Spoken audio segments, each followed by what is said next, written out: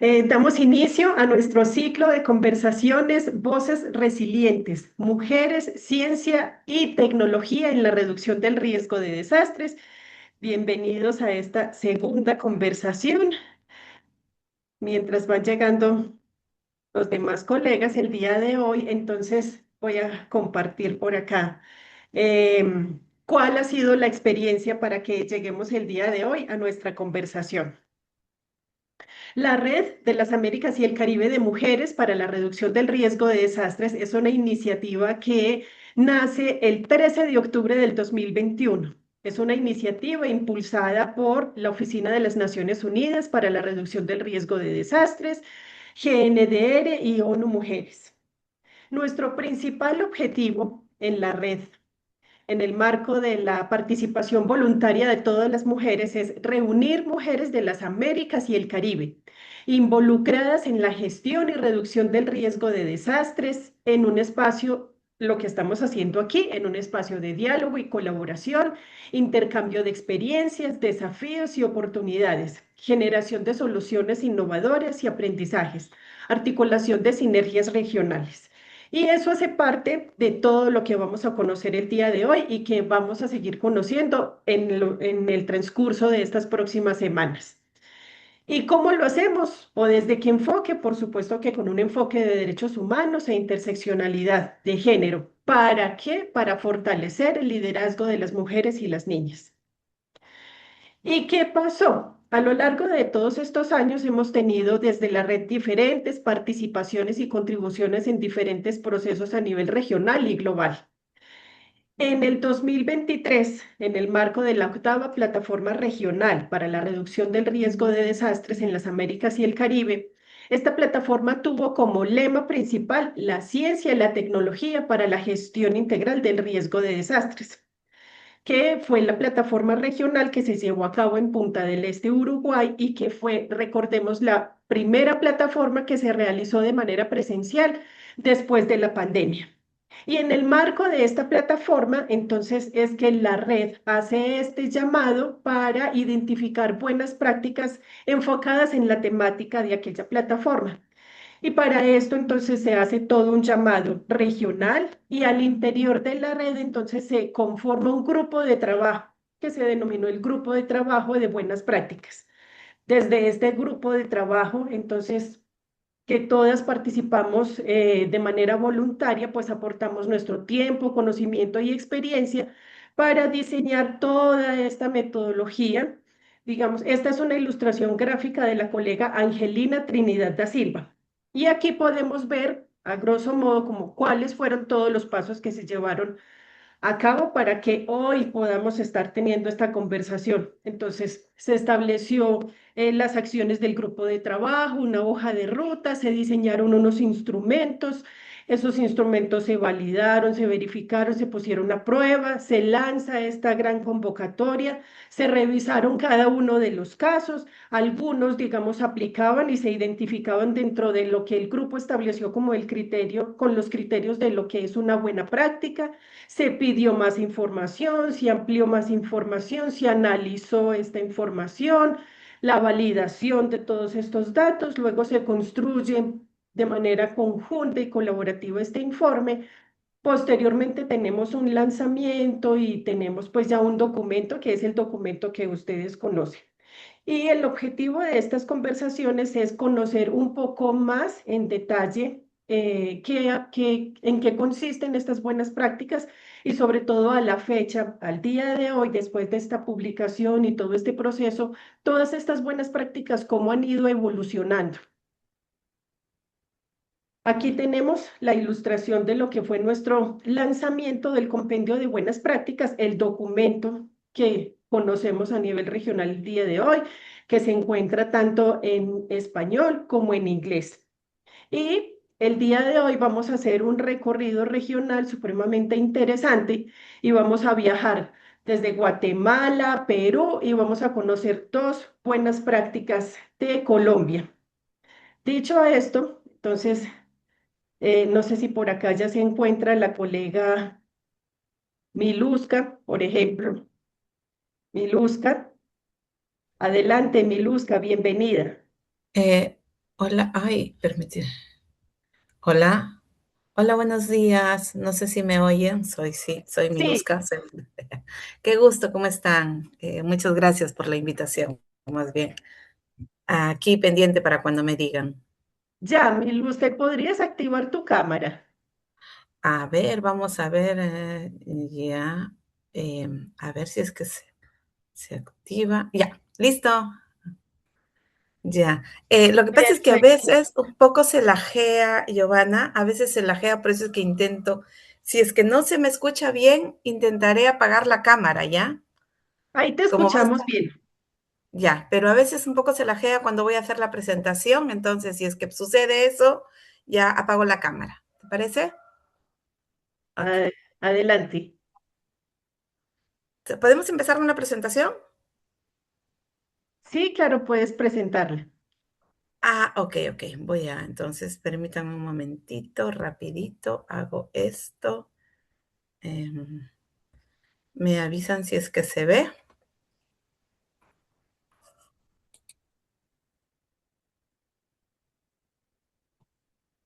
Ya. ¿Se ve la presentación? No, todavía no la vemos. Eh, ¿No se ve? No. A ver, ¿qué está? Ya. A ver, de repente tengan que darme acceso para presentar. A ver. Ya estás como panelista, Miluska. Deberías tener acceso para hacer presentaciones y compartir pantalla. Ya estoy intentando compartir acá. Mm, ya, a ver, ustedes me avisan a la hora si es que se ve, porque se supone que ya deberíamos estar casi. ¿Ahí se ve? Perfecto. ¿Sí? Ok, se ve bien, ¿no? Está toda la pantalla tipo presentación. Sí, perfecto. Sí, Ok, muchas gracias. Bueno, entonces primero para agradecer a la red también por este espacio, ¿no? Y por haber tenido la deferencia de identificar nuestra experiencia como parte de estas experiencias exitosas a nivel latinoamericano. Y para nosotros nos enorgullece poder presentar esta iniciativa y al mismo tiempo nos alienta, ¿no? De que hoy otras organizaciones como las nuestras puedan replicar esta experiencia y en la medida de lo posible sigamos construyendo eh, ciudades mucho más resilientes. Entonces, para comentar, quería, ¿cómo decirle? Agradecerle. Entonces, vamos a empezar un poquito presentando a nuestra institución. Quien les habla es Miluz Cordóñez, soy integrante de Practical Action, una organización de cooperación técnica fundada hace más de 50 años en el Reino Unido. En América Latina tenemos casi 40 años, ¿no? Nuestro grupo se compone de una organización benéfica registrada en Reino Unido, con oficinas en África, Asia y América Latina, ¿no?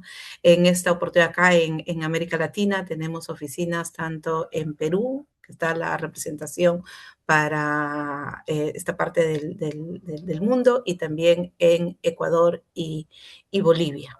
Entonces, y la experiencia que les traemos es una experiencia que se desarrolla en Perú, en la zona, principalmente en la cuenca del río Rímac y la cuenca del río Vilcanota.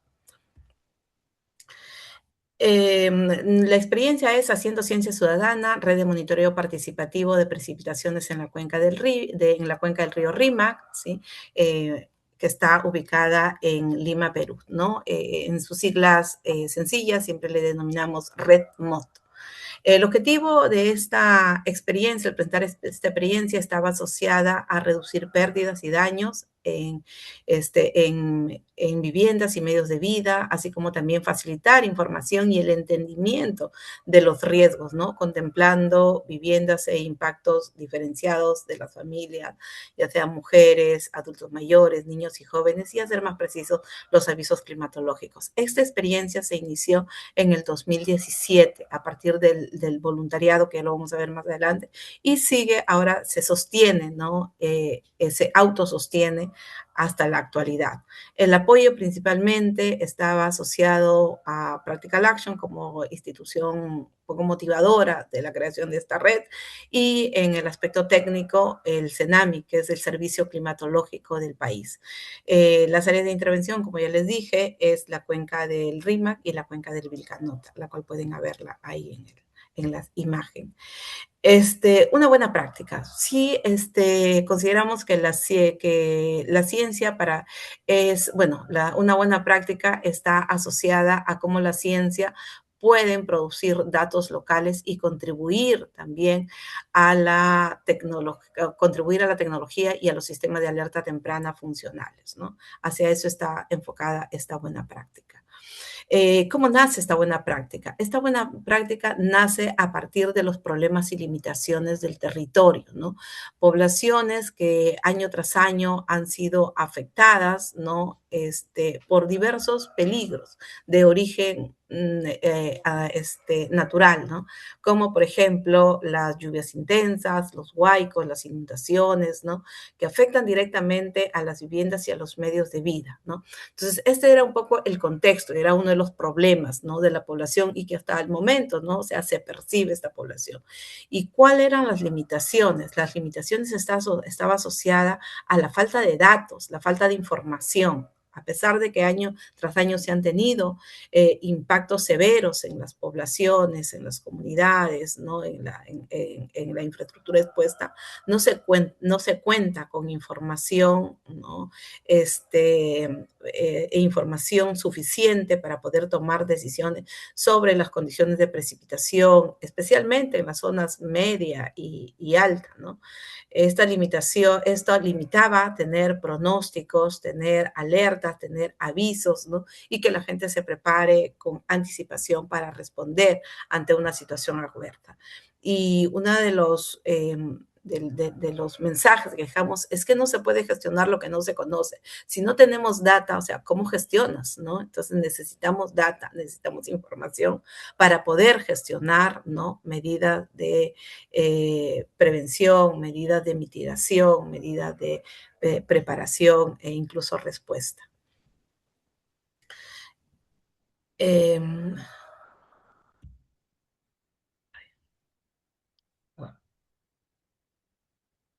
Perdón, se me ha... Ya. Entonces, esta experiencia nace más o menos en el año 2017, precisamente después de lo que sucedió el Niño Costero en el caso del Perú, Ecuador, ¿no? Y la zona de Chile, todas las zonas del Pacífico, sufrimos un fenómeno llamado Niño Costero, ¿no?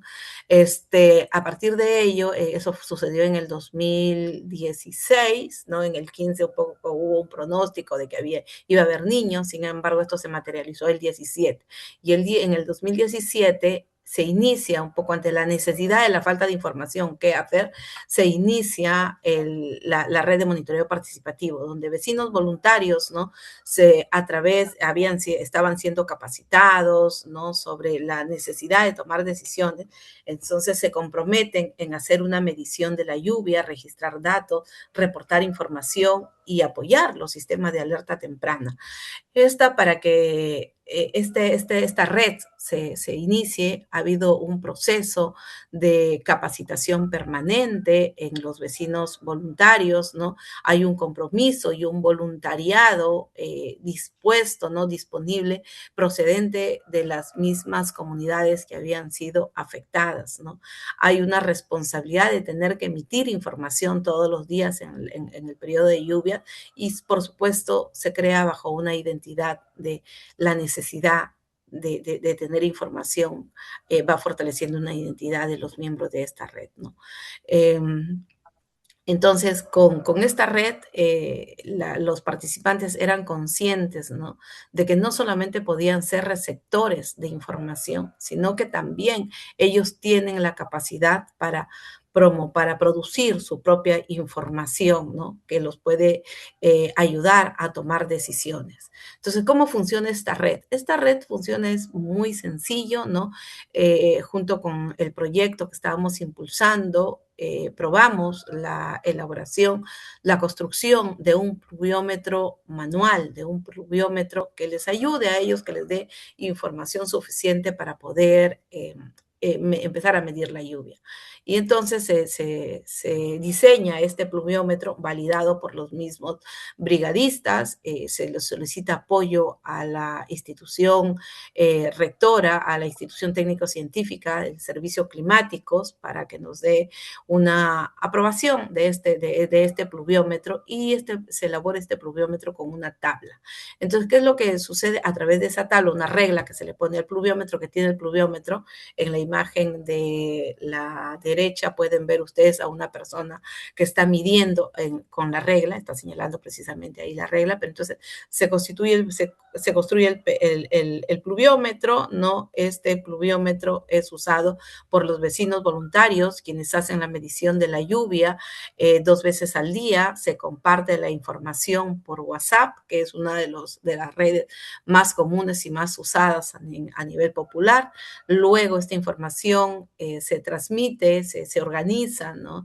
En una base de datos, se consolida, ¿no? Y dependiendo el nivel de precipitación, se envían las alertas, se comparte entre la misma comunidad, quienes pueden realizar algunas actividades de preparación, de respuesta, de gestión, incluso ante sus autoridades, ¿no? Entonces es una manera muy sencilla, ¿no? Sencilla, que cualquiera puede integrarse, es un espacio abierto, no tiene ninguna especialidad quienes conformen la red, no necesitan ser expertos en climatología, en tecnología, ¿no? Simplemente se necesita de voluntad, de compromiso, y así lo han entendido. Y lo han entendido porque creo que los antecedentes de los desastres y la falta de información hizo que se comparte información en tiempo real entre ellos mismos, ¿no? Entonces, en esta experiencia, como ustedes pueden ver, se asocia lo que es la ciencia más la comunidad, ¿no? Como la ciencia, cuando se junta con la comunidad, podemos hablar de un eje concreto, de un enfoque concreto que es contribución a la ciencia, hacer ciencia ciudadana desde la particularidad de cada comunidad.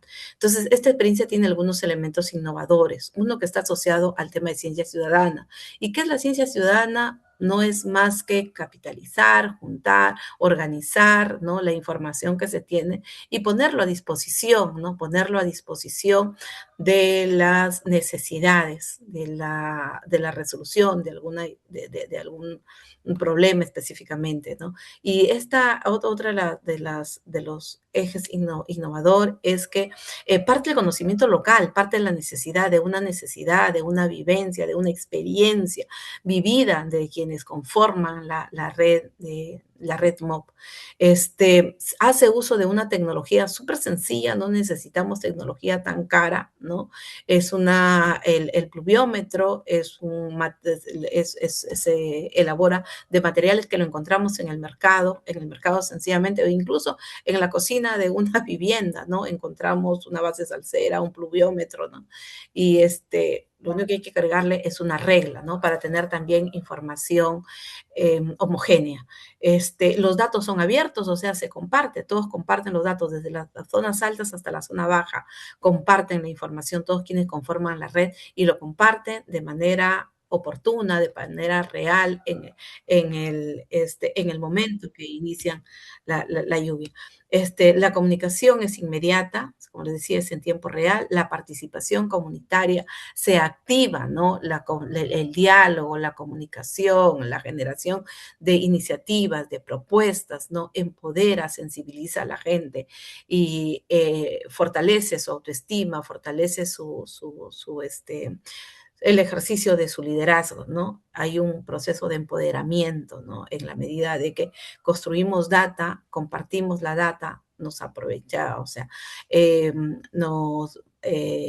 también aprovechamos la data que existe a nivel de la información que producen otras instituciones.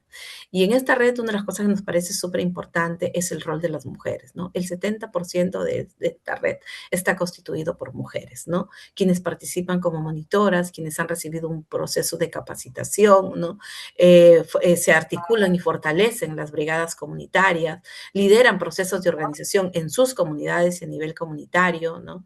Difunden la información, no solamente la que ellas construyen, sino que también la que ellas también reciben, ¿no? De las instituciones técnico-científicas, de las instituciones públicas, y se fortalece la preparación familiar, la preparación comunitaria, ¿no? En la medida que cuentan con información. Entonces, su participación mejora la confianza, la continuidad del monitoreo, la apropiación de los AT en las comunidades, ¿no? Y no se constituyen solamente como receptoras de información, sino también como productoras de esa información.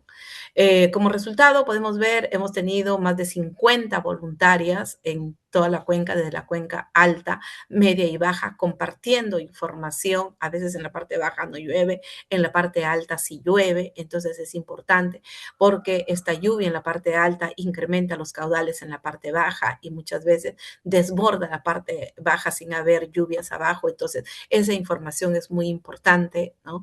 Esa familiaridad que se ha dado con los integrantes de la red es valiosísima, ¿no? Fortalece la gobernanza también. Entonces, existen datos locales de precipitación más allá de la red oficial del sistema climático, que siempre es insuficiente, ¿no? Entonces, tenemos datos locales en donde no llega la red oficial, se fortalece los sistemas de alerta temprana, cuyas iniciativas a veces no logran involucrar a las comunidades. Aquí la comunidad está involucrada en los sistemas de alerta temprana. Es más, es un actor activo en los sistemas de alerta temprana. Se mejora también la comunicación entre comunidades, ¿no? Los fortalece más, ¿no? Los empodera más. Hay una mayor preparación frente a los huaicos y las inundaciones, ¿no? La gente tiene información en el momento oportuno y hay una integración entre la ciencia y los saberes locales, importantísimo, ¿no? Porque no siempre la ciencia es la que, bueno, generalmente la ciencia es la que predomina, pero si la ciencia se enriquece con los saberes locales, la información es mucho más rica, ¿no? Porque es una buena práctica, ¿no? Porque nos demuestra que la comunidad puede generar información científica útil. O sea, la comunidad no solamente puede verse como un actor pasivo, ¿no? La comunidad, las poblaciones, las personas, los adultos mayores, las personas con discapacidad, las mujeres tienen información real, información útil, ¿no? Para que contribuya a la ciencia, para poder hacer más precisos los pronósticos, por ejemplo, para que la información llegue a todos y todas, ¿no? Entonces, la ciencia puede construirse con participación también, eso es muy importante, ¿no? La ciencia no debería estar aislada de procesos participativos. Los datos locales se han mejorado para la toma de decisiones, la información que construye la red se pone a disposición de las autoridades locales, de los tomadores de decisiones, de las instituciones técnicas científicas, de las instituciones normativas. Hay un ida y vuelta de la información, ¿no? Se comparte la información y se recibe información también. Las mujeres fortalecen la resiliencia territorial, ¿no? Se le da un valor, ¿no? Al rol, más allá del rol cotidiano, ¿no? Que cumple la mujer, a la mujer, ejercita sus capacidades y se pone en valor, o sea, esa contribución de la mujer en procesos de reducción de riesgo, ¿no? En el empoderamiento, en la gobernanza, en fortalecer institucionalidad para la gestión de riesgo. Y por último, la tecnología puede ser simple, económica y sostenible, o sea, no siempre, a veces tenemos una falsa percepción de que si la tecnología no es cara, no es sofisticada, o sea, no es válida. Entonces, a nosotros nos parece bien interesante y como lecciones podemos sacar, que ahora ustedes pueden ver ahí en las imágenes, por ejemplo, las monitoras, ¿no? Compartiendo momentos de aprendizaje junto con las expertas, funcionarias, técnicas, científicas, ¿no? De las instituciones como el CENAMI aquí, o también en la foto de abajo donde ven a las voluntarias, ¿no? Participando, dialogando, en diálogo directo, horizontal con las autoridades, ¿no? Con los políticos, en este caso están ahí con algunos congresistas, por ejemplo, ¿no? Entonces, esta experiencia y de ciencia ciudadana lo que ha hecho es fortalecer la gobernanza del riesgo, la confianza comunitaria, es tan importante como la tecnología, ¿no? O sea, y esta experiencia ha generado confianza, no solamente en las mujeres o en quienes conforman la red, sino también en quienes ahora comparten la información con ellas, ¿no? O sea, se le da un valor al rol y al ejercicio de las mujeres, y eso es bien importante porque ahora son convocadas por el Congreso, son convocadas por los gobiernos locales, son convocadas por las instituciones científicas. Entonces, es bien importante, ¿no? Y no solamente para mostrar su experiencia, sino también para compartir y para enriquecer su proceso de formación, ¿no? Entonces, otra de las lecciones es que los SAT funcionan mejor cuando las personas participan desde la generación de información, no solamente como entes pasivas, como les decía, y no solamente para ejecutar una acción, sino se comprometen desde el diseño, ¿no? La articulación entre instituciones y comunidad incrementa la resiliencia y los conocimientos científicos y los saberes locales son complementarios, ¿no? Entonces, estas son algunas de algunas de las diapositivas que quería mostrarles, ¿no? Cualquier cosa, estoy aquí para compartir. Y tengo entendido que también alguna de nuestras compañeras iba a ingresar al conversatorio, así que ahí estamos para responder alguna pregunta que venga a bien. Cualquier cosa pueden comunicarse conmigo, ahí está mi correo, y también está el correo de la presidenta de la red de líderes, quien impulsa hoy actualmente la red de monitoreo. Muchas gracias. Muchísimas gracias, estimada Miluska, por la excelente presentación. Y ya vamos entrando en materia, sobre todo con unas reflexiones muy importantes de cómo la ciencia no es algo que esté alejado para nosotros, o sea, todos desde donde nos encontremos en los diferentes territorios, desde las diferentes acciones, estamos contribuyendo a la ciencia y sobre todo que es esa, Miluska, esa reflexión que nos trae de cómo aportamos y que sobre todo todos hacemos parte de esa construcción. No es solamente mirar a las comunidades como receptores, sino que también todos siempre tenemos esa posibilidad de estar aportando y generando también este intercambio de conocimientos y experiencias. Muchísimas gracias, Miluska.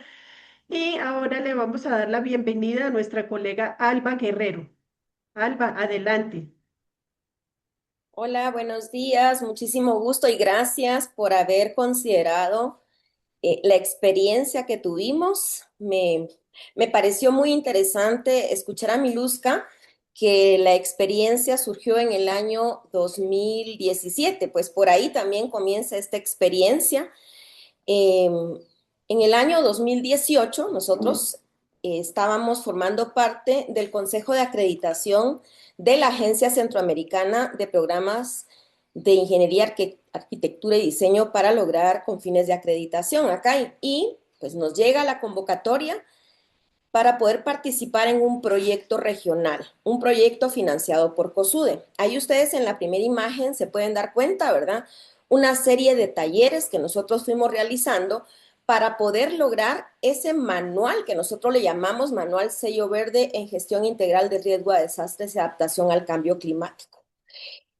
¿Por qué nosotros le llamamos que es una buena práctica? Porque lo que se pretende con este manual en ese momento, año 2018, 19, 20, que duró el proyecto, es que dentro de los estándares de calidad que tiene la Agencia Centroamericana, incluya indicadores, pautas para poder hacer que las universidades de la región centroamericana y del Caribe, que forman parte de la CAI, puedan demostrar que están formando profesionales con las competencias para poder atender situaciones relacionadas con el tema de gestión integral de riesgo de adaptación al cambio climático.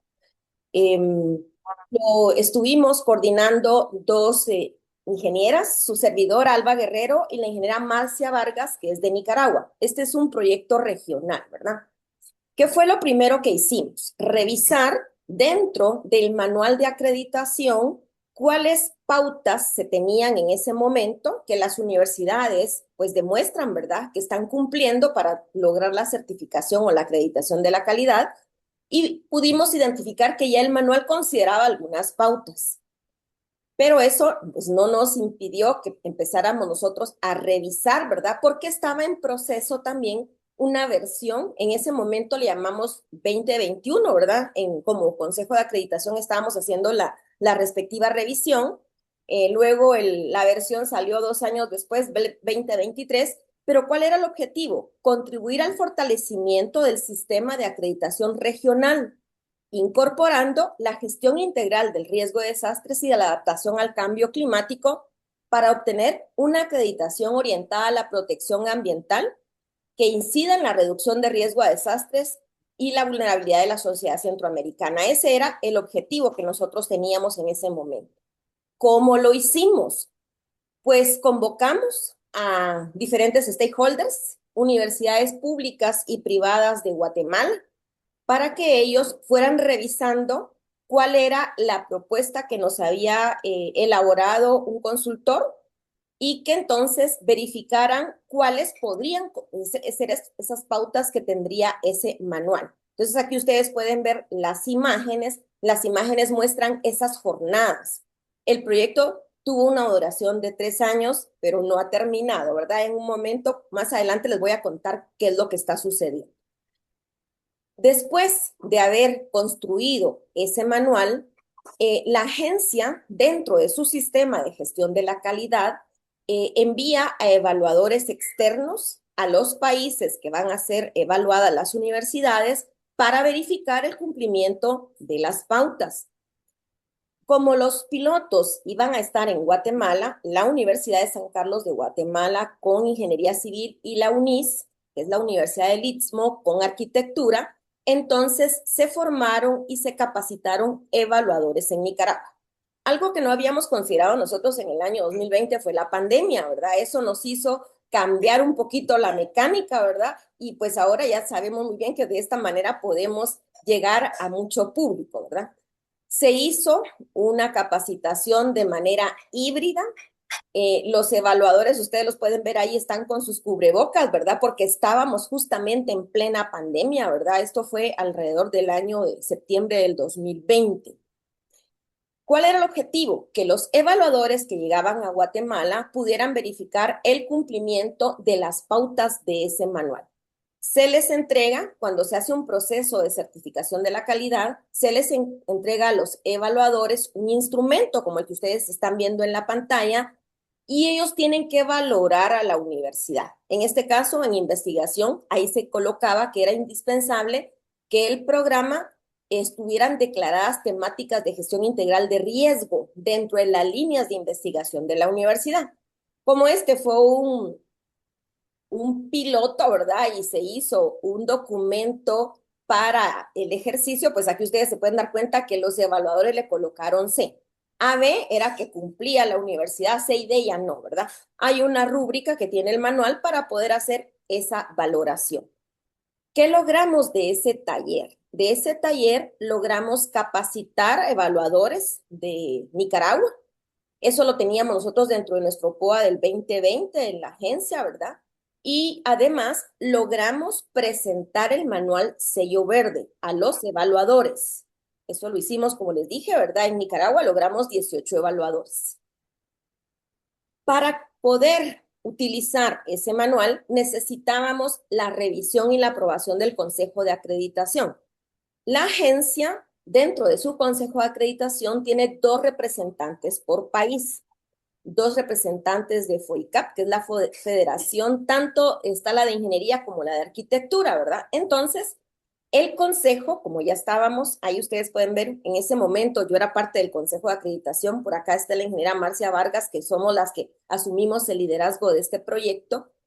Nos reunimos, fuimos revisando todo el manual, pauta por pauta, para verificar que estuviera dentro del sistema, ¿verdad? Para que no hubiera alguna discrepancia, ¿verdad? Entonces tuvimos varias reuniones virtuales para lograr la aprobación del Consejo, ¿verdad? Este manual Sello Verde en Gestión Integral de Riesgo y Adaptación al Cambio Climático está conformado por un total de 17 pautas en este momento. Y está dividido en 4 componentes. El componente de gestión universitaria e institucional, el componente de seguridad interna, el componente de compromiso con la calidad y el país, y el componente académico. ¿Cuál es el objetivo? El objetivo es que las universidades entonces puedan demostrar que están cumpliendo, ¿verdad? En el momento cuando el proyecto se planteó, el objetivo es que las universidades entraran a una certificación posterior para recibir el sello verde, y así le llamamos, sello verde de calidad. Tiene 8 pautas indispensables. Dentro del sistema de acreditación de la agencia, indispensables es que debe cumplirse, que la universidad debe demostrar que está cumpliendo con ese indicador. 8 significativas y una conveniente.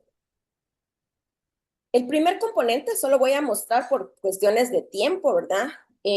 Una pauta para que ustedes vean cómo está elaborado el manual.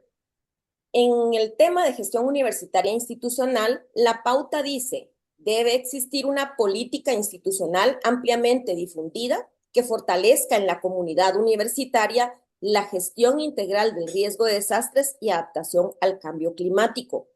Dentro del manual actualmente aparece de color verdecito, eso significa que es indispensable. La universidad debe de tener la política. Los evaluadores, cuando llegan a la universidad, primero revisan un autoestudio, es un diagnóstico que la universidad entrega a la agencia. Posteriormente, cuando los evaluadores llegan a la universidad, verifican la existencia de esa política. Y esa política no solamente debe existir un documento, sino que debe tener todas las autorizaciones y avales de las autoridades de cada universidad.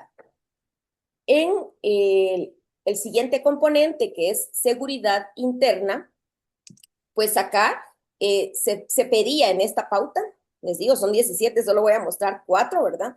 Es importante que la universidad disponga de un análisis de riesgo de desastres que implique el estudio de memoria histórica de los eventos que han causado desastres, las características de las amenazas naturales, socionaturales y antrópicas, los factores de vulnerabilidad y riesgo, la capacidad del grado de exposición, la construcción de escenarios de riesgos y que han afectado el interior de las instalaciones y el área de influencia inmediata.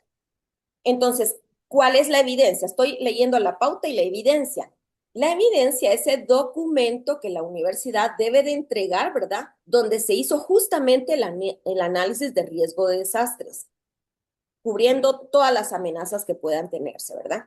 Entonces, la universidad presenta, cabe mencionar que no solamente presentan documentos, ¿verdad? Por ejemplo, durante la ejecución de este proyecto, el proyecto fue tan bondadoso que permitió dotar a las universidades de equipamiento, botiquines de emergencia, una silla de ruedas para hacer investigación, drones, ¿verdad? Entonces, también se fortaleció la capacidad de las universidades. Como tercer componente, que era el compromiso con la comunidad y el país, la pauta dice que es importante que existan mecanismos oficiales de articulación y vinculación de la institución con organismos locales o sistemas nacionales de protección civil, como se llame en cada país. En el caso de Guatemala es la CONRED, ¿verdad? Entonces, ¿qué era lo que se tenía que demostrar ahí?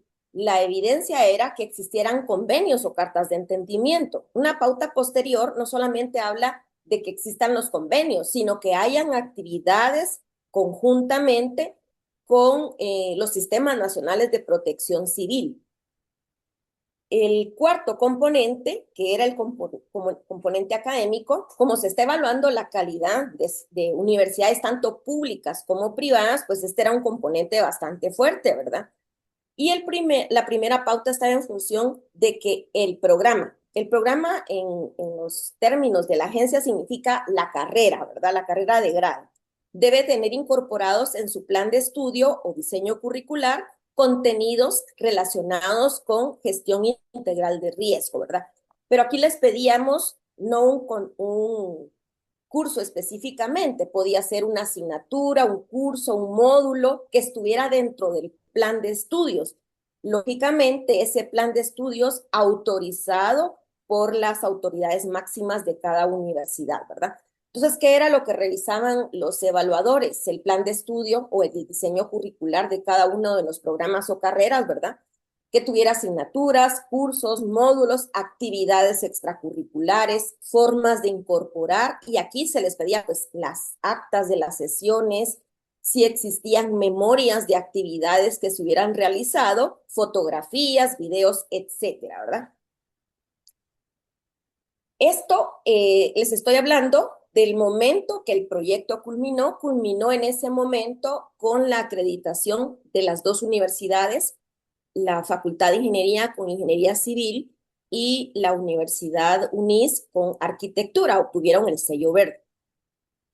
Pues como nos pedían también compartir cómo va esta buena práctica, en este año 2026, dentro del consejo está la ingeniera Liceli de León, que también es profesora de la Facultad de Ingeniería, forma parte en este momento del consejo de acreditación, conjuntamente con el ingeniero Murphy Pais y Graciela Sánchez, los tres ingenieros, y ellos están haciendo una propuesta en este momento para que en el manual de ACAI 2023 se incorpore, que ya no sea un manual aislado, sino que dentro del sistema que actualmente tiene la agencia de acreditación, existan entonces pautas para que las universidades puedan demostrar, o sea, continuar, pero ya no como un manual aparte o como un sello aparte, sino integrándolo dentro del sistema, ¿verdad? Entonces, el desafío que tenemos y que seguimos teniendo en la región centroamericana, ¿verdad? Somos altamente vulnerables a cualquier tipo de evento, tanto natural como antropogénico, ¿verdad? La misión que tienen en este momento es integrar la gestión integral de riesgo de adaptación al cambio climático ya dentro del ADN, ¿verdad? De las universidades que participan. Y es importante que se sepa que este proceso es un proceso voluntario. Las universidades participan para lograr la certificación de la calidad de manera voluntaria. Entonces, en este proceso está, el sello verde reconoce buenas prácticas que reducen la vulnerabilidad ambiental y social. En este momento, esta comisión, integrada por la ingeniera Liceli de León, que es la que la está liderando, pues está revisando, ¿verdad? Que no exista esa fricción operativa, que no sean dos esfuerzos de las instituciones de educación superior, ¿verdad? Sino que sea un solo esfuerzo para que no exista duplicidad y que entonces las universidades puedan demostrar que están formando profesionales capaces, ¿verdad? Y entonces se va a mantener los 4 pilares que tiene la agencia de acreditación: la gestión institucional, la seguridad, la vinculación con la comunidad y la formación, ¿verdad? En estos 4 pilares va a seguir estando este manual sello verde de la calidad, ¿verdad? Entonces, lo que en este momento están trabajando es cómo integrar estos criterios dentro del sistema de acreditación 2023, eliminar redundancias y pautas que pudieran estar repetidas y mantener exclusivamente los aspectos únicos de sostenibilidad del sello, ¿verdad? Seguir que esto tenga una coherencia metodológica, que las universidades dentro de su ADN ya tengan incorporado el tema de gestión integral de riesgos y no lo vean como algo aislado, ¿verdad? Porque fue la manera en que se propuso en el año 2018. Y entonces aquí está el análisis que se está haciendo ahorita de las pautas, ¿verdad? ¿Cuáles pautas entrarían en el nuevo sistema de las que están en el manual? Eran 17 pautas. Y de esas 17, dentro del sistema van a aparecer 10 pautas, ¿verdad? Ya se hizo el análisis, lo están haciendo en este momento en la comisión, ¿verdad? Y la justificación es evitar la duplicidad, simplificar la evaluación para las instituciones de educación superior, optimizar los recursos, que exista la coherencia metodológica y facilitar ese proceso de autoevaluación, ¿verdad? ese proceso donde las universidades demuestran que están cumpliendo con las pautas que tiene el sistema de acreditación de la agencia, ¿verdad? Pues la transformación, lo que se pretende es lograr esa transformación en la formación profesional, que el diseño sea sostenible, que exista siempre la innovación académica, que se incluya la gestión ambiental, la responsabilidad social y que sobre todo los profesionales de ingeniería, arquitectura y diseño puedan entregar construcciones diseñadas para proteger la vida y el patrimonio, ¿verdad? Este es el ecosistema, los stakeholders que participan dentro del proceso, pues son los profesores, los estudiantes, los graduados, los administrativos, o sea, hay un impacto bastante fuerte cuando se logra que las universidades demuestren, ¿verdad?, que cumplen con estos sellos de calidad. Entonces, el sello verde se fortalece al integrarse al sistema de acreditación. Ya no será un manual, porque eso fue la buena práctica que presentamos, ¿verdad? Estamos hablando de años anteriores. En este momento, esta buena práctica se va a mantener en el tiempo porque va a estar dentro del sistema completo de acreditación de la agencia, ¿verdad? Muy entonces, el sello verde de calidad que otorga la agencia es una certificación orientada a la protección ambiental que incide en la reducción del riesgo a desastres y a la vulnerabilidad que tiene nuestra región centroamericana. Bueno, muchísimas gracias. Estimada Alba, muchísimas gracias a ti por la excelente presentación. Bueno, hemos hecho un recorrido muy interesante. Miluska nos llevó a Perú a conocer la iniciativa Haciendo Ciencia Ciudadana a través de la red de monitoreo participativo de precipitaciones en la cuenca del río Rímac. Y de la ciencia ciudadana de Perú pasamos entonces a la ciencia académica de Alba, que nos comparte toda la experiencia y el proceso tan interesante para el manual del sello verde en gestión integral del riesgo de desastres para los programas de arquitectura y de ingeniería. Y de este recorrido, entonces, continuamos para Colombia y nos vamos con la buena práctica que el día de hoy nos va a compartir Jenny. Adelante, Jenny. Bienvenida. Perdón. ¿Me escuchan bien? Perfecto, Jenny. Listo, muy buenos días. Muchas gracias por la invitación. Este proyecto es es académico. Permítanme, ya les comparto pantalla. Ok, un momentico.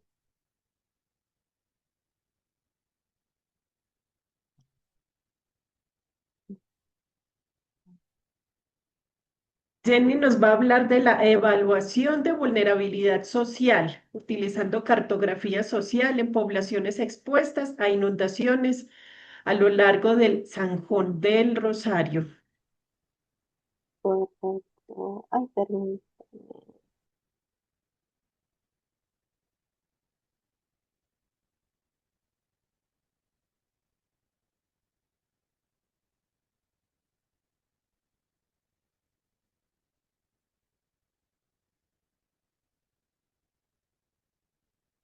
Voy a activar audio. Perfecto. Ahí solo haría falta ponerlo en modo presentación. Ajá, correcto. Y ¿Ahí me listo. escuchan? Perfecto, adelante. Listo. Eh, Muy buen día. Bueno, tengo el privilegio de compartirles uno de mis proyectos que realicé en el 2014. Es un proyecto académico. Este fue mi proyecto de grado, en el cual no diría que fuera un proyecto de pregrado, sino de maestría, porque me tocó trabajar con un grupo de investigación de la Universidad del Valle, de la Facultad de Ingeniería Sanitaria. Esto también fue enlazado con un grupo de investigación de los Países Bajos, que fue la UNESCO, que fue un gran apoyo en la parte de investigación y retroalimentación. Entonces, por lo pronto, bienvenidos. Es mi primera vez haciendo una presentación fuera de mi país. Entonces, para mí es un gran privilegio, experiencia, cualquier novedad, error, cosas que quieran complementar y preguntar, son bienvenidas. Bueno, Este tema de la evaluación de la vulnerabilidad social, utilizando cartografía social en las poblaciones expuestas a inundaciones a lo largo del San Juan Rosario, el municipio de Jamundí, departamento Valle del Cauca, en nuestro país lindo, Colombia. Listo. Una de las principales causantes y por qué la elaboración de este tema, principalmente soy una persona que soy ingeniera, pero humanamente hay que mezclar la parte de la sensibilidad, porque a veces somos muy cuadriculados, pero no tenemos la sensibilidad de lo que se percibe. Y la percepción social es una herramienta vital para ello. Las causantes de estas inundaciones, por lo menos como ustedes visualizan, en la avenida Séptima entre el barrio Panamericana y Alpérez Real, eh, pueden ver cómo está el cauce tan alto que rebosa casi en el puente, que una de las observaciones que hicieron los habitantes es que hicieran un puente más alto. El otro problema que hay en Jamundí es el obstáculo de basuras. Desafortunadamente el diseño urbano del municipio de Jamundí no tiene bien estructurado la parte de vías.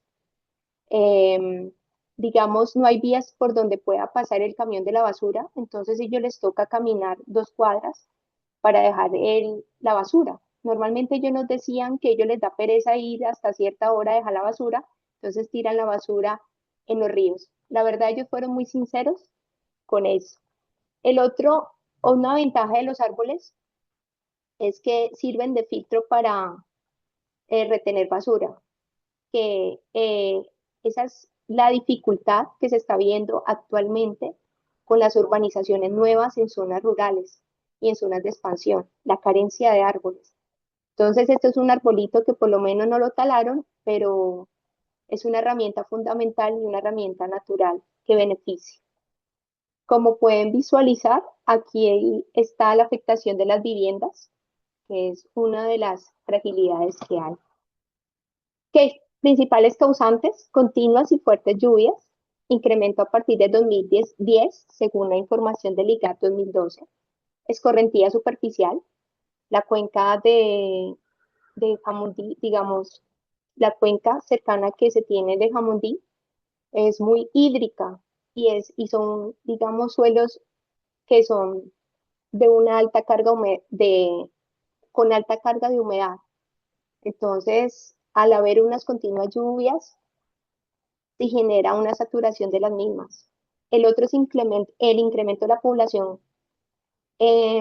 colosal debido a diferentes fenómenos sociales y económicos. Y el otro son los altos costos. Los objetivos es evaluar la vulnerabilidad social ante amenaza por inundación y elaborar cartografía para diseñar una herramienta digital a la percepción del riesgo. A lo largo del San Juan Rosario, el municipio de Jamundí, el primer objetivo es evaluar la vulnerabilidad social de las zonas contiguas al San Juan Rosario y generar un mapa de vulnerabilidad.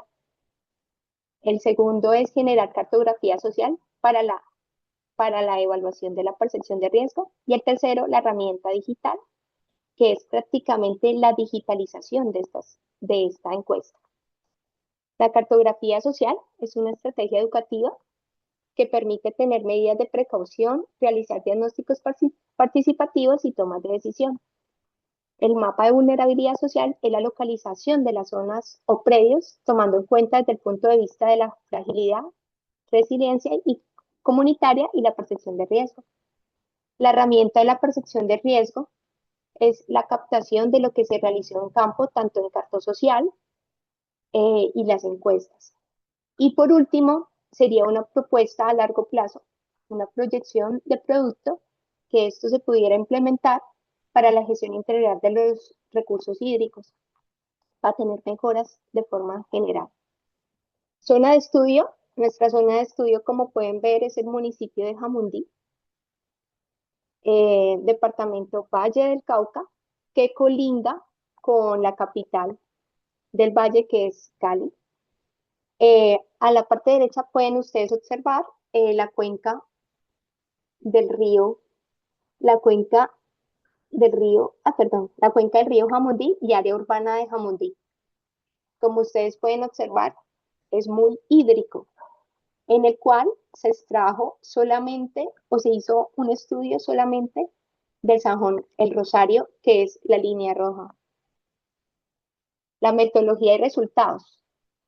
Primeramente, se hizo un historial, una investigación histórica, periódica, de los informes que tienen los periódicos, informes que tienen la parte local y nacional, digamos, de los registros de los eventos por barrios y las diferentes fechas. Este fue como la parte inicial. Luego se tomó en cuenta que se va a evaluar de la vulnerabilidad social. En Colombia tenemos un inconveniente y es que en esto de gestión de riesgo no puedes estandarizar los conceptos porque cada amenaza es muy diferente. Para este caso, para inundaciones y para la evaluación de la vulnerabilidad social, se tomó en cuenta tres variables, que es la fragilidad, la resiliencia comunitaria y la percepción de riesgo. Estos son uno de los, perdón, estos son los indicadores y las variables que se tomaron en cuenta. La fragilidad, el nivel de gastos, capacidad de vivienda para responder a inundaciones. En la resiliencia comunitaria, existencia y conocimiento del programa de gestión ante desastre natural por inundación. El nivel de entrenamiento para actuar en emergencia de inundación y mecanismos de alerta de protección familiar.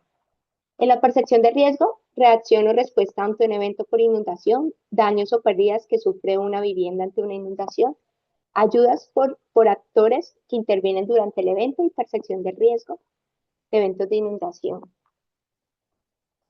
La estructura de la encuesta inicial se diseñó, tocó crearla para poder adaptarla a los procesos posteriores, estructurarla el nombre del encuestador, el objetivo, en la encuesta, el ID de la encuesta, las variables de fragilidad, variables de resiliencia comunitaria y variables de percepción de riesgo, que se pueden observar a continuación en esta encuesta. La identificación del encuestador, que son los años de residencia en el municipio, que es vital, años de residencia en el barrio, el sexo, la edad y cuál es la ocupación de esa persona. La fragilidad es para identificar el grado de resistencia frente a la amenaza de la población ante la inundación, en el cual se tomó en cuenta cuál es el promedio de gastos mensuales, qué tipo de vivienda habita, de qué material está construida la vivienda, con qué servicios cuenta la vivienda. Resiliencia comunitaria, identificar el grado de organización de la comunidad. Las preguntas fueron algunas como, ¿conoce alguna organización comunitaria en su sector de residencia? ¿En su comunidad existe algún programa de gestión de prevención que ocurra ante desastres? ¿Ha recibido usted o la familia alguno de los siguientes entrenamientos? ¿Cuenta con la comunidad con una alerta de aviso a inundación? Y la percepción del riesgo, que para mí es una de las vitales e importantes, es identificar el punto de vista de la población frente a la amenaza. Es una variable que carece en todas las investigaciones porque siempre se tienen en cuenta estadísticas generales. Entonces, para mí esto fue relevante para la investigación. ¿Qué características ha tenido las inundaciones que ha presenciado? ¿Qué hizo durante los primeros momentos de la inundación? ¿Qué tipo y nivel de daño sufrió su hogar en la última inundación? De los siguientes actores, ¿quién les ayudó durante los primeros momentos? ¿Cree usted que vive en una zona de riesgo de inundación y por qué? ¿Y qué problemas presenta su comunidad ante este evento? Bueno, con respecto al muestreo, porque se tenía que realizar un estudio estadístico para ver cuáles eran los predios a uno encuestar. De la población objeto fue constituida por hogares ubicados a lo largo del San Juan. Hay que concretar muy bien qué zona se va a llevar a cabo el estudio. Unidades de análisis, hogares por predio. Como nosotros vamos a visualizar espacialmente un mapa, tenemos siempre que escoger cuál va a ser nuestra unidad de análisis y en este caso fue hogares por predio. Inicialmente fue engorroso escogerlo, pero este fue el más conveniente según lo que estudiamos. Cobertura geográfica, mapa predios expuestos por el buffer de inundación del municipio de Jamundí entre el 2010 y 2012. Selección del método de muestreo fue aleatorio, estratificado con asignación proporcional. La estratificación del análisis de muestreo fue la hipótesis: tienen mayor grado de vulnerabilidad social los barrios que han sido impactados el mayor número de veces. Y el tamaño de la muestra fueron 27 hogares. Prácticamente el número de hogares en encuestar fue 27, perdón.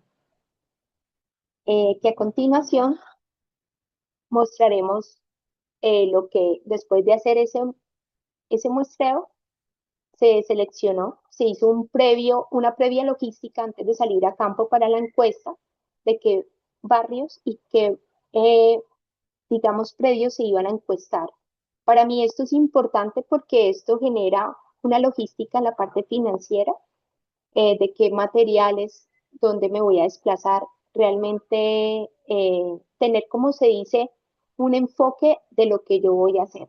Entonces acá se puede visualizar los barrios, las direcciones y la descripción, y esto también sirve para hacer una actualización catastral de cómo está el catastro. El catastro con este tipo de casos es fundamental. Esto sirve para actualizar un catastro cómo está. Se puede hacer un empalme también. Y estas son la zona 1 a encuestar, en el cual lo que está de naranja es el predio a encuestar. Eran 3 predios aquí. En la zona 2, estos otros predios, porque son diferentes barrios. En la zona 3, otros predios. Zona 4, estos predios de acá. Y en la zona 5, estos predios. Jenny, creo que no está pasando la presentación. Ay, guapuchiris. Perdón. Hace rato, Aquí vemos la selección del método de muestreo, como sí, página 13. sí. Y la ahorita, lo que te mostré de los mapas, ¿sí salió? Sí, Ah, ok. Ahí se visualiza la presentación. sí, ahí estamos viendo. Dice Ok. selección de método de muestreo, Ajá. estratificación Sí, del análisis de muestreo. correcto. Me avisas cualquier cosa. Ahí se visualiza el análisis de resultados. Perfecto, sí. Listo. Bueno, después de realizar esta encuesta, se tomaron algunos, digamos, gráficos de los resultados, que fue que hubo el promedio de gastos familiares mensuales. El mayor porcentaje fue del 38%, que oscila entre 500.000 a 800.000 pesos. Eh, el otro fue que conoce eh, alguna organización comunitaria en su sector de residencia. Pues la población dijo que no, un 38%, y el 62% dijo que sí. ¿En su comunidad existe algún programa de gestión o prevención en caso de que ocurra un desastre natural por inundación? El 15% dijeron que no saben, el 23% dijeron que sí sabían y el 62% que no sabían. Tipo y nivel de daños que sufrió el hogar en la última inundación, pues del ítem A, daños materiales, fue un alto daño del 17%. Del ítem B, que fue daños de viviendas, lo alto fue un 5%. El F, que fue un impacto emocional, un alto fue un 10%. Y del I, ninguna afectación, fue pues muy baja, del 46%. Bueno, esta fue como la observación de lo que se tiene de las encuestas. Bueno, para hacer el cálculo de la vulnerabilidad social se tomó en cuenta el método de evaluación de multicriterio utilizando la herramienta del proceso de análisis jerárquico, que es un método matemático creado para evaluar alternativas cuando se tienen en consideraciones varios criterios y está basado en el principio de la experiencia, en el conocimiento de los actores. Son tan importantes como los datos utilizados. Esto se basó en 3 principios: construcción de las jerarquías, establecimiento de prioridades y consistencia lógica. La construcción de jerarquías, como ustedes pueden visualizar, es lo que ahorita observamos de la encuesta. Todo tiene un propósito a largo plazo. Entonces se tomó en cuenta el objetivo general, que es la evaluación, las variables del índice de fragilidad, de resiliencia y de percepción de riesgo, para finalmente evaluar un alto, un medio y bajo vulnerabilidad social. Segundo paso fue el establecimiento de prioridades. Para ello, se tomó en cuenta el cuadro de escalas de comparación de Saidi, en el cual, como ustedes pueden visualizar, según la intensidad, tiene una definición y una explicación. Siendo 1 de igual importancia, 3 de moderada importancia, 5 importancia fuerte, séptimo muy fuerte o demostrada, disculpen el ruido al fondo, 9 extrema, y los ítems de intensidad del 2, 4, 6 y 8 fueron valores intermedios. Para este método se realizó una matriz de comparación de importancia, preferencia y más probable. Como ustedes pueden observar, la encuesta tiene un objetivo muy específico para este método, y es que como tanto para las filas y las columnas, se hace una asignación de valor a cada criterio, luego se hace una división del mismo y luego una sumatoria. Para este caso es la comparación de pares. Sabiendo que B es fragilidad, se le asignó una intensidad de 9, es decir, muy extrema, que es la evidencia de que favorece una actividad sobre la otra y es absoluta y tolerante. La C es la resiliencia comunitaria, que se le asignó una intensidad de 5, que es de importancia fuerte. La experiencia y el juicio favorecen fuertemente una actividad sobre la otra. Y la D, que es la percepción social de riesgo, se le asignó una intensidad de 5 igualmente. Luego se hizo una normalización de los criterios. Ok, teniendo en cuenta que el ítem 4, el 2, se le divide la sumatoria de la columna específica, obteniendo la normalización de la matriz. El ítem 5 se realiza la sumatoria de las filas. Y por último, se determina el vector de prioridades o el peso de cada criterio. En conclusión, entre otras palabras, se obtuvo la ponderación de los indicadores como fragilidad, que fue el 0,47, resiliencia comunitaria el 0,26 y percepción de riesgo del 0,26. Al concluir este análisis, debe calcularse el coeficiente de consistencia de índice, el coeficiente de consistencia o índice de inconsistencia, en el cual valida los juicios que no tengan errores entre ellos.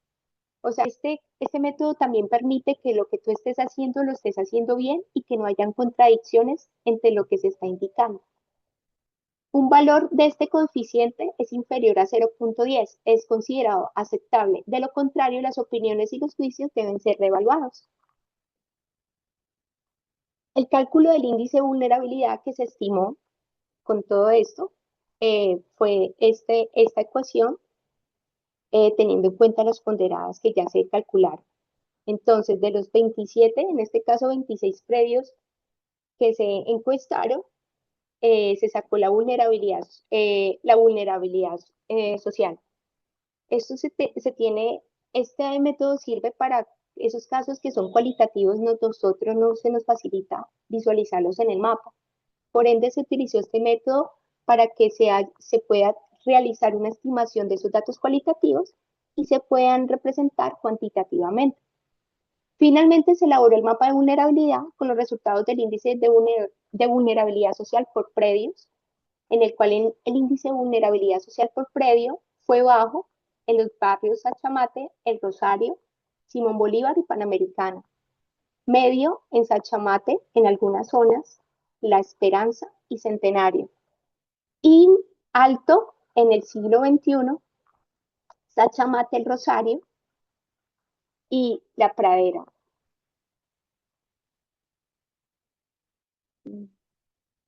Perdón. Prácticamente este es el mapa de resultado final de la vulnerabilidad social, que ese es el objetivo después de tener en cuenta la percepción de la población. Este era el objetivo final de esta método. A continuación, se continuó con la elaboración de la cartografía social, en el cual se hizo una revisión bibliográfica del concepto, los objetivos, el cronograma y los resultados. Los objetivos de la Carta Social es localizar con ayuda de la población las diferentes zonas que han sido afectadas por eventos de inundación, generando cartografía social de la zona en los tiempos pasado, presente y futuro. Identificar el punto de vista de la población en cuanto al nivel de afectación mediante la percepción de riesgo. Para ello se realizó una convocatoria a los talleres. Se desarrollaron los talleres de cartografía social, en el cual se tuvo un organizado cronograma y materiales a usar, el objetivo y sus respectivos resultados. Para esto, debido al, digamos, a los diversos conceptos que hay de la cartografía social, se tomó de la fuente de tierra y derechos de aguas turbulentas, aportados por aportes metodológicos para la construcción de cartografía social, que es un libro que sacó la Universidad Nacional en el 2011. Es un método de investigación participativo que invita a la reflexión, organización y acción alrededor de un espacio físico, social y específico, que se obtiene a medida que la cartografía permite identificar y sistematizar las representaciones de un grupo, comunidad o organización que tiene un territorio útil para avanzar en la organización y gestión del mismo. Entonces, uno de los talleres, de las preguntas que se hizo para realizar el mapa de pasado, fue con qué recursos naturales contaba la población, flora, fauna, biodiversidad. ¿Qué sectores han sido afectados por eventos de inundación en el pasado? ¿Qué factores agravaron las inundaciones? Eso fue en el mapa pasado. Mapa presente, ¿cuál es la situación actual de la comunidad? ¿Qué cambios ha sufrido el territorio? ¿Qué sectores se ven afectados por las inundaciones? Respectivamente. Y en el mapa futuro, ¿cómo visualiza la comunidad y su territorio a futuro? ¿Qué acciones o medidas quisieran que tomara el gobierno o entidades frente a la problemática de inundación? Este fue el cronograma que se hizo de cartografía social con un estándar de tiempos para, digamos, mirar cuánto se demoraba uno para realizar esto. Normalmente esto es fácil, pero la verdad es dispendioso porque tiene que uno tener una buena logística y ser muy puntual con lo que se va a preguntar. Estos fueron los resultados que se obtuvieron del barrio Centenario y Panamericano, en el cual en el mapa presente comentaron que la situación actual de la comunidad fue el incremento de basuras dentro de los zanjones y mucho alrededor, como lo vimos en la imagen inicial.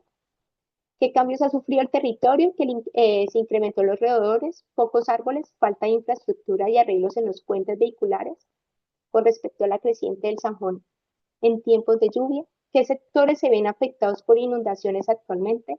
Los predios que se encuentran cerca al Zanjón y cerca al puente de la vía Panamericana. Del mapa pasado, ¿con qué recursos naturales contaba la población? Se visualizaba pocos árboles y animales. ¿Qué sectores han sido afectados? Ninguno, pero sí hubo cambios en el uso de suelo. ¿Qué factores se agravaron? No aparece en el mapa, pero lo que sí se agravaron es la urbanización de zonas cerca de Zanjón. Y el mapa futuro, ¿cómo visualiza la comunidad su territorio? La visualizan pavimentada y los puentes un poco más altos. ¿Qué acciones o medidas quisieran que tomara el gobierno o entidades frente a la problemática de inundación? Realizar mantenimiento constante de los zanjones, activar un plan de gestión de basuras. A continuación, pueden visualizar los mapas que los habitantes realizaron. Este es un mapa presente. Permítame, no lo puedo rotar. El barrio Panamericano.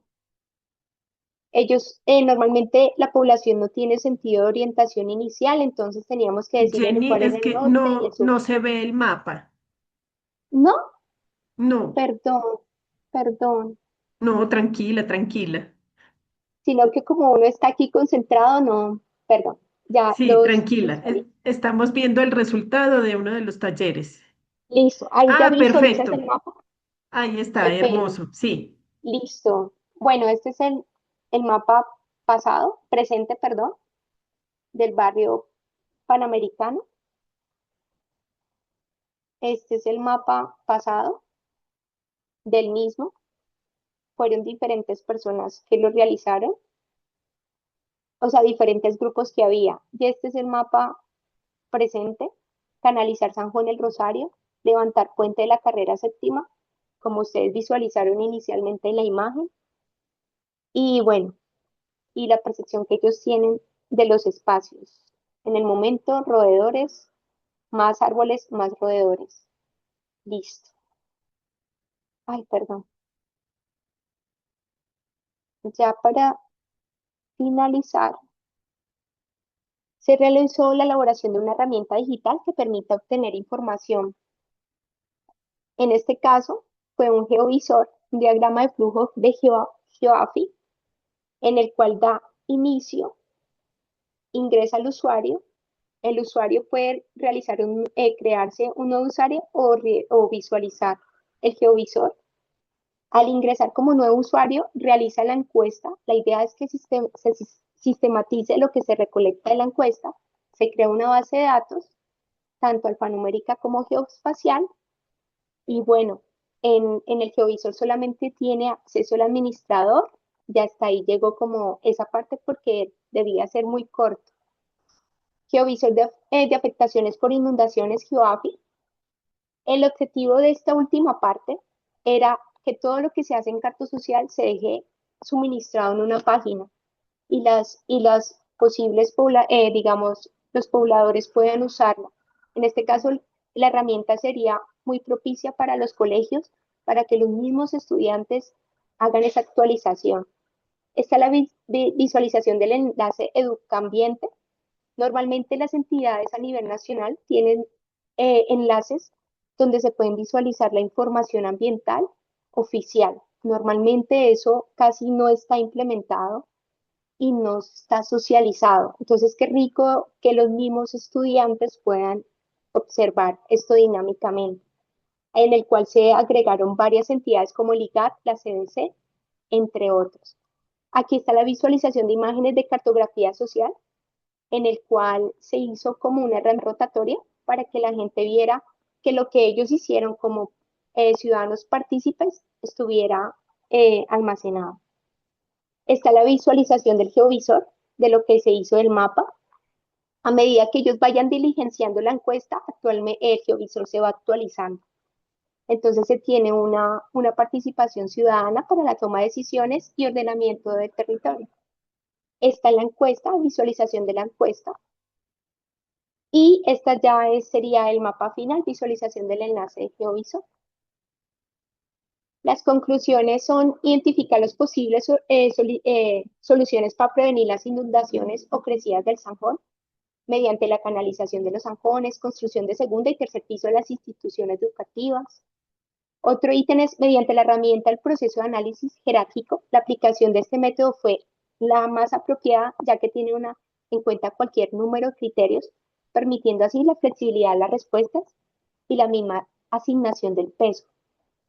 El método estadístico aleatorio con asignación proporcional tuvo como objetivo principal elegir adecuadamente los actores claves. En nuestro caso, los actores fueron los hogares por predio que están expuestos a eventos de inundación. El tipo de encuesta fue semiestructurada. Se caracterizó principalmente en que las respuestas fueran abiertas y cerradas, dado que nos permitió tomar en cuenta la opinión de los encuestados. Mediante la selección de los predios encuestados, los mapas fueron una de las principales herramientas, ya que nos brindó una mejor orientación, ubicación y un menor tiempo, evitando desplazamientos innecesarios a sitios desconocidos. Otra conclusión es el desarrollo de este trabajo nos permitió integrar el área social con la ingeniería y también mediante la metodología elaborar lo que se pudo visualizar es pasar variables cualitativas a cuantitativas y poder ilustrar en un mapa. Otro fue mediante la herramienta que permite obtener información con respecto a la percepción de riesgo que tienen los habitantes frente a los eventos de inundación. Fue muy útil debido a que las personas no tendrán que ir a los predios a encuestar, sino que espacialmente pueden adquirir la opinión de los habitantes en el geovisor. Recomendaciones. Se recomienda siempre realizar la encuesta piloto, ya que sirve para precisar y dar claridad a las preguntas elaboradas. y sirve como complemento para determinar la variabilidad de las respuestas y así poder determinar un muestreo que buscamos. Y otra recomendación que fue mediante la construcción de la encuesta se concluyó que el tipo de variable y escala de medición determinan los métodos estadísticos que se emplearán para analizar los datos. Esa fue una de las biografías que usé, que fueron muchas porque la verdad los conceptos de gestión de riesgo son muy amplios y se tienen que adecuar al lugar donde uno va a hacer el análisis. Los resaltados con negro fueron los que yo más usé para el desarrollo de este proyecto.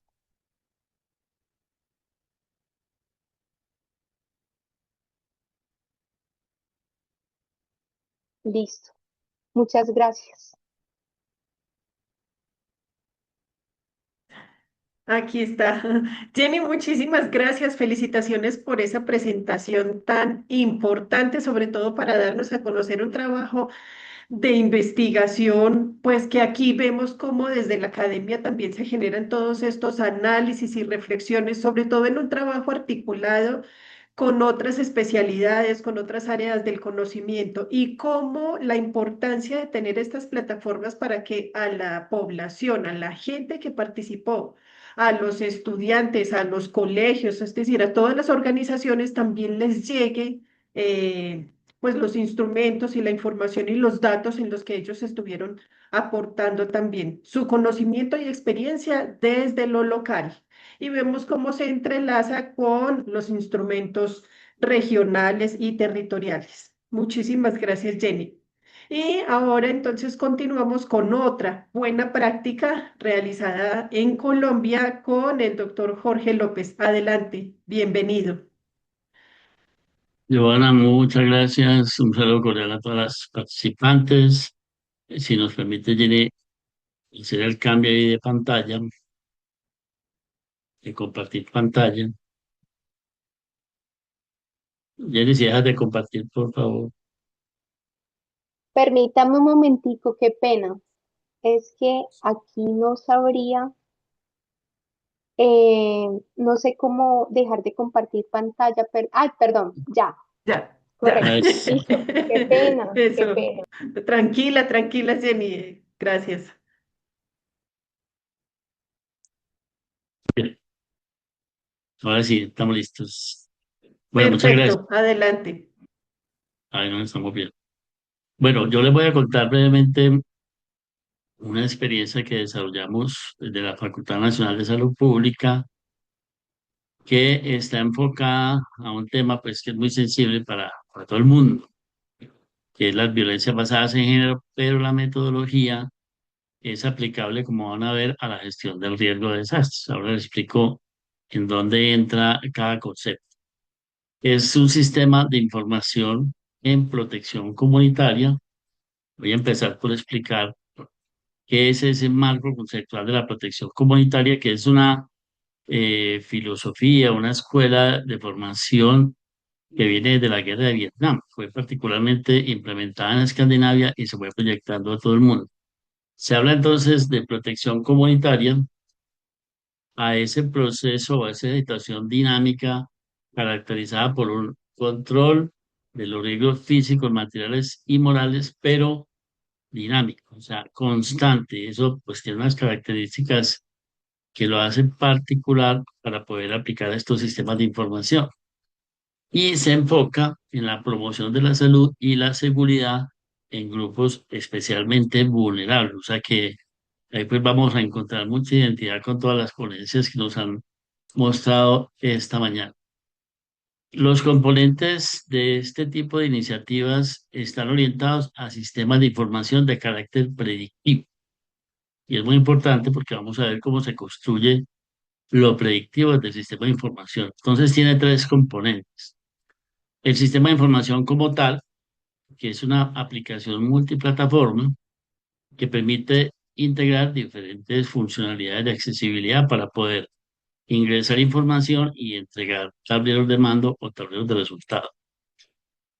Además del sistema de información que se construye pues desde la academia, está la prueba de concepto, que es abordar el sistema pero en un contexto social.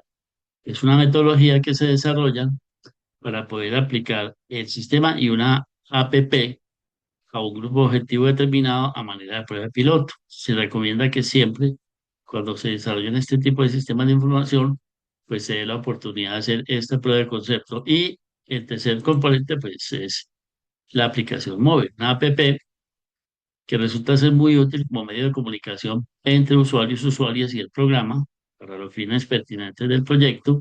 En esta aplicación se accede al formulario de registro, se consignan los datos sociodemográficos y se hacen los reportes respectivos. En este caso, como les decía inicialmente, hicimos la aplicación para violencias basadas en género, pero podemos traslapar el mismo componente, la misma metodología, los mismos tres elementos, por ejemplo, a la identificación de eventos basados en fenómenos naturales, en fenómenos antrópicos, eventos de tipo tecnológico, cualquiera de ellos, solo hay que cambiar pues las variables que enseguida les voy a explicar en qué consiste ese término de variables de información.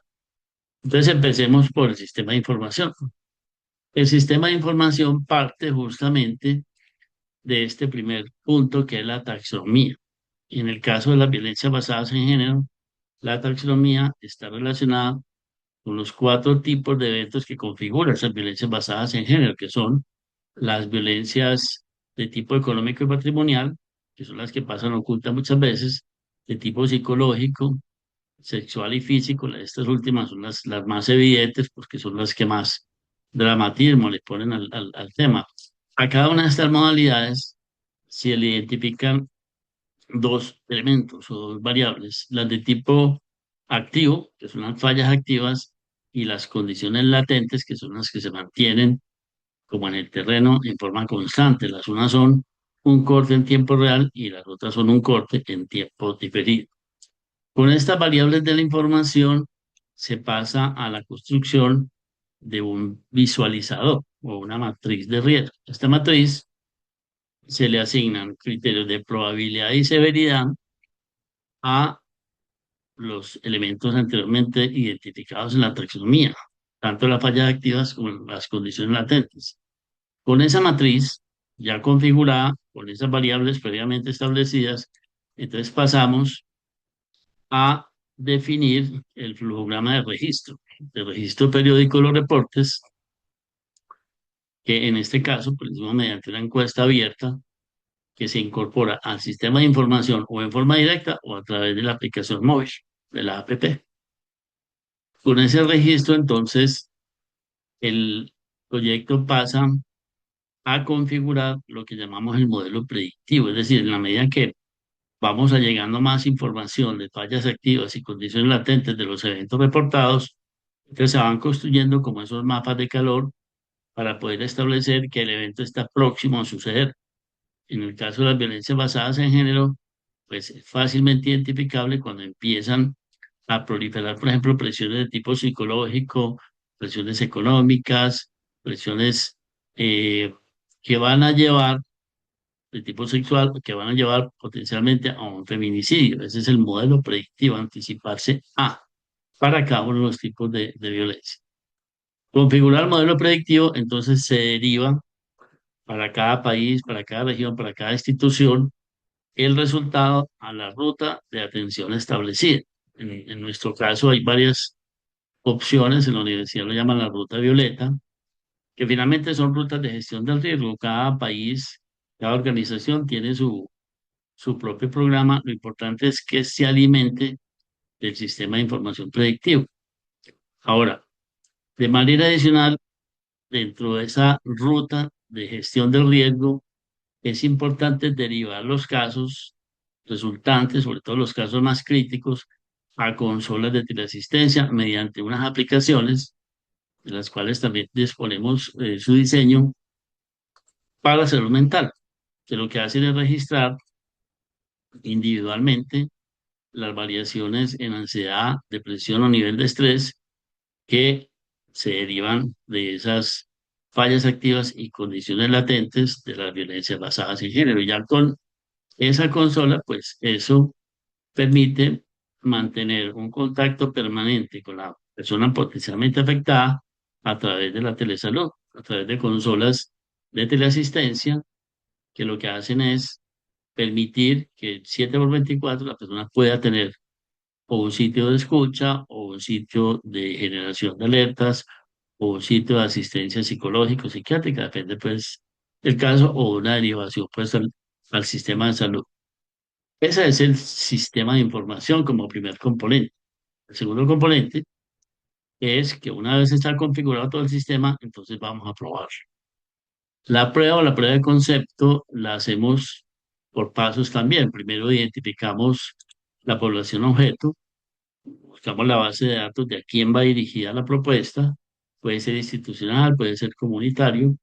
Una vez está definida ese grupo poblacional con su base de datos, entonces hacemos unos reportes iniciales, pueden ser automatizados mediante llamadas de seguimiento para empezar a identificar lo que dijimos inicialmente en la taxonomía, las fallas activas y las condiciones latentes que las van reportando las personas que están inscritas en el programa.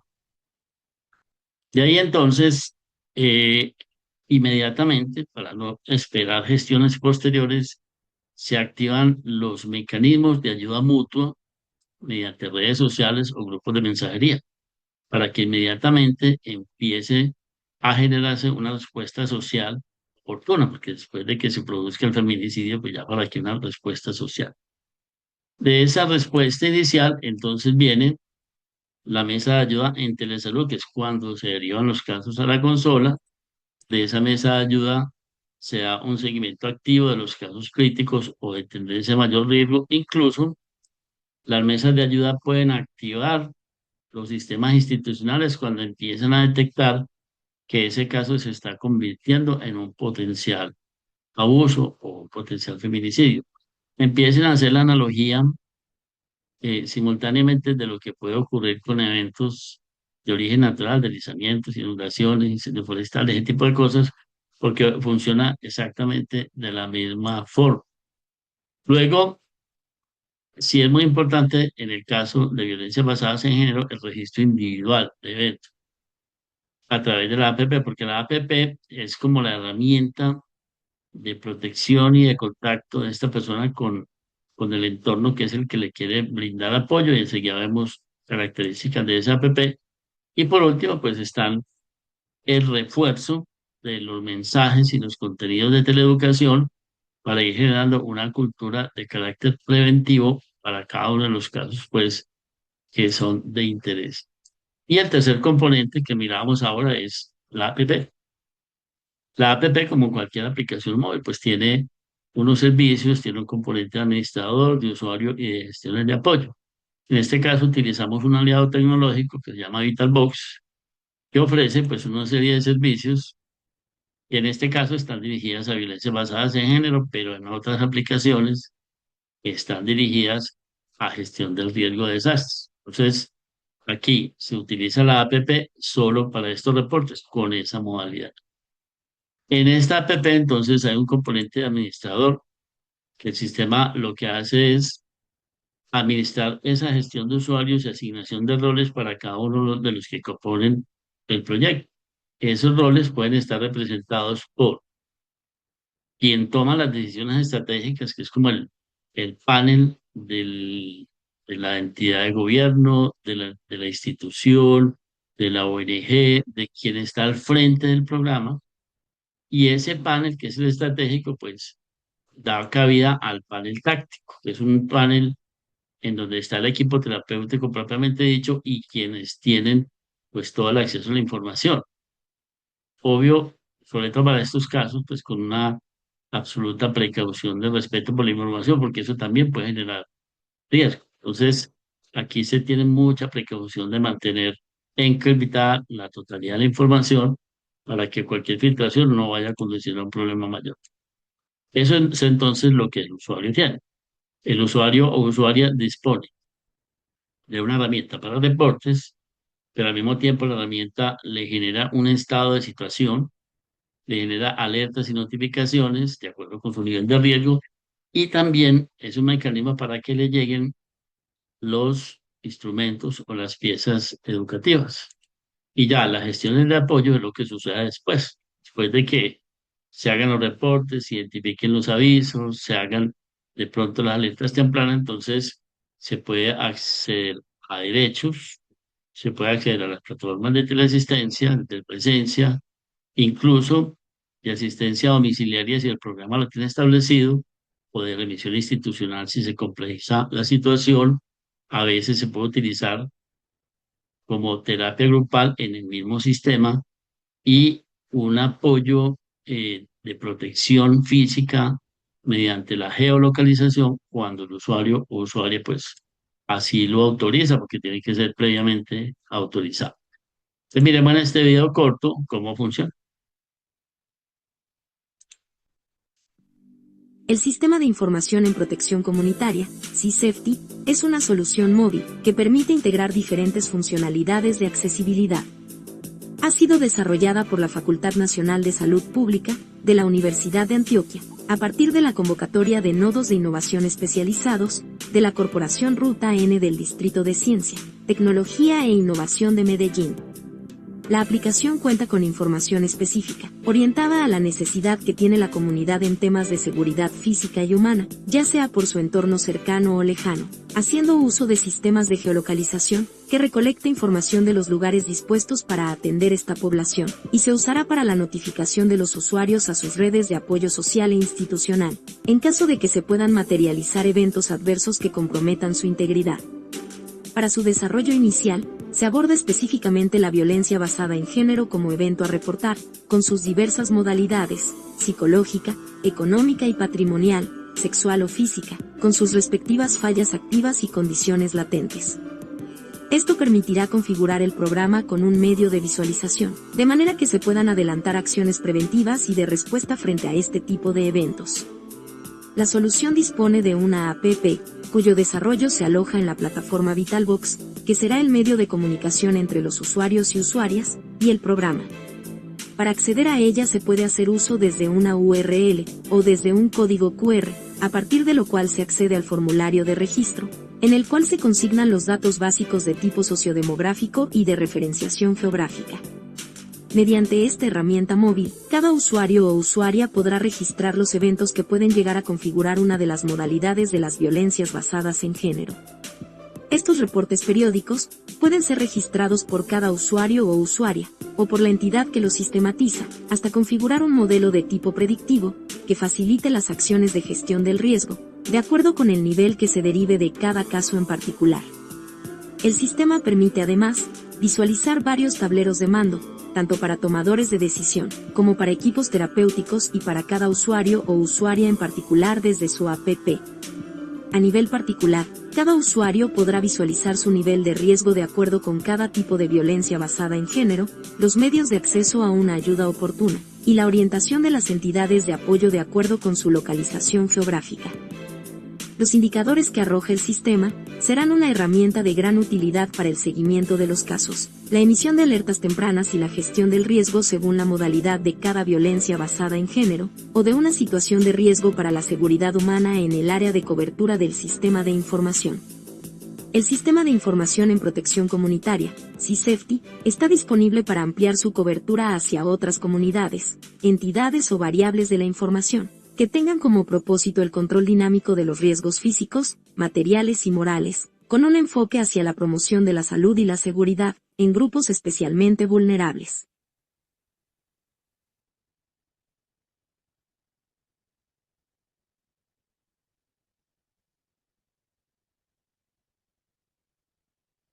Muy bien, ese es el contenido de la iniciativa.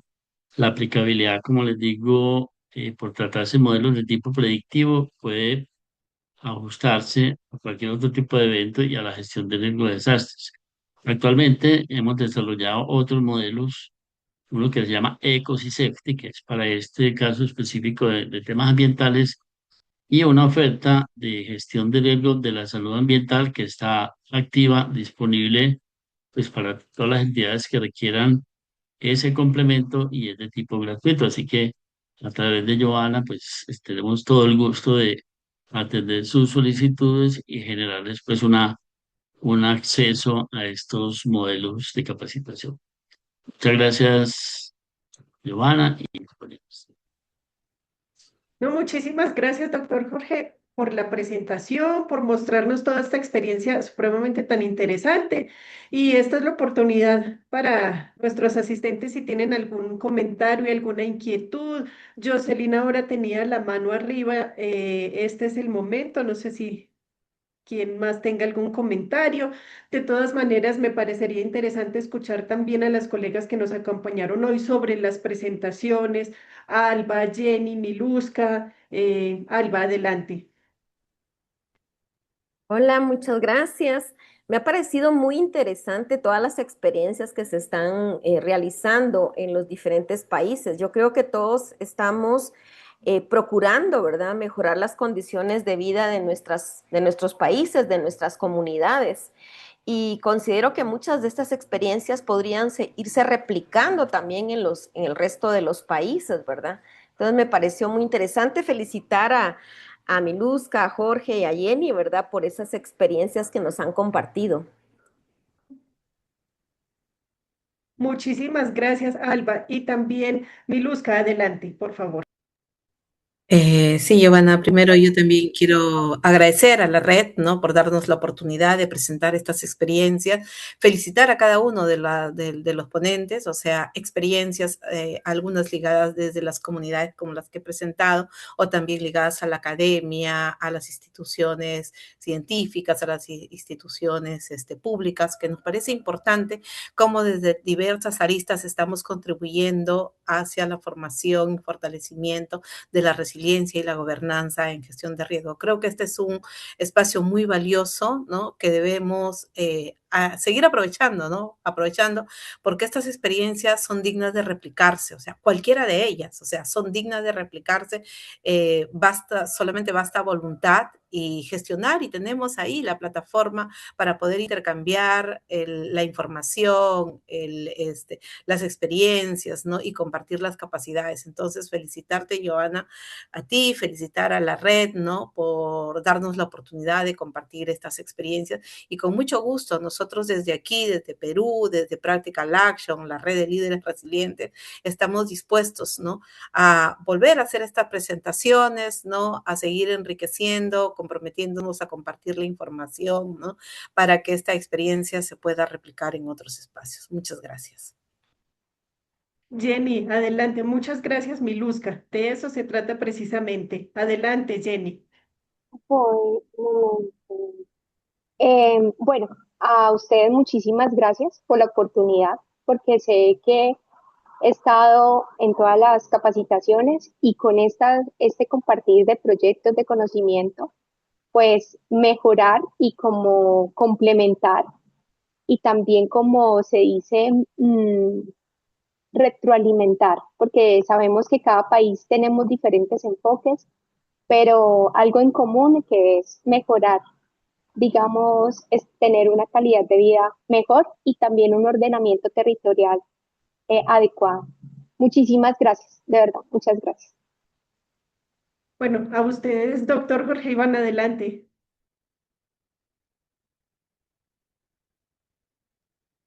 No iba a hablar, pero ya que me diste la palabra, me gustaría tener los correos electrónicos de los asistentes, la asistente del día de hoy para mandarle la información del curso de gestión de riesgo de la salud ambiental, que todavía tenemos cohortes que podemos ofrecerles y ya vamos a ampliar a una segunda fase hasta el mes de diciembre, entonces pueden aprovechar para poder generar cobertura en sus países o en sus instituciones. Bueno, gracias. Perfecto. Aquí teníamos, sí, muchas gracias. Tenemos un comentario. Muchas gracias por las presentaciones, excelentes experiencias. ¿Sería posible tener los datos de contacto del profesor Jorge López? Claro que sí. Eso es posible. Y bueno, pues muchísimas gracias a ustedes por ampliarnos toda esta información, por compartir su conocimiento y experiencia. Muchas gracias a todas las personas que como asistentes nos acompañaron el día de hoy y nos veremos entonces la próxima semana con otras buenas prácticas de otros países de la región. Un feliz día y muchísimas gracias. Un fuerte abrazo para todas y todos.